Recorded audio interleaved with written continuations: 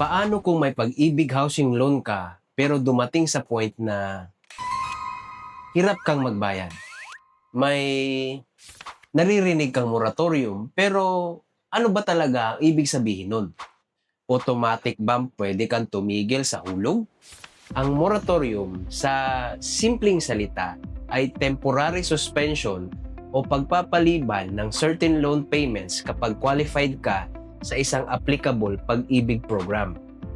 Pero ito ang importante, hindi ibig sabihin na lahat ng may pag-ibig housing loan ay automatic na may moratorium. May specific program, eligibility requirements at application process.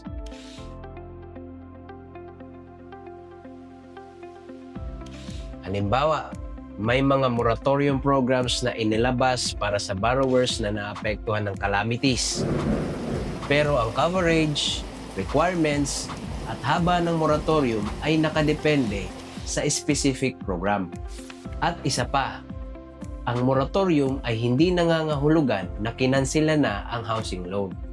Sa applicable programs, may terms kung kailan magre-resume ang payments at kung paano i-adjust ang loan term.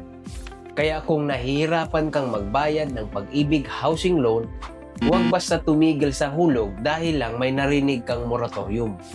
Mas mabuting pumunta sa pinakamalapit na pag-ibig branch at alamin kung may applicable program para sa sitwasyon mo at ano ang requirements. Kung sa tingin mo ay nagkaroon ka ng ideya dahil dito sa napanood mo, pusuan mo, mag-follow at i-share mo rin itong video sa may pag-ibig housing loan. I'm Mark at baka ang susunod mong hakbang ay bahay goals.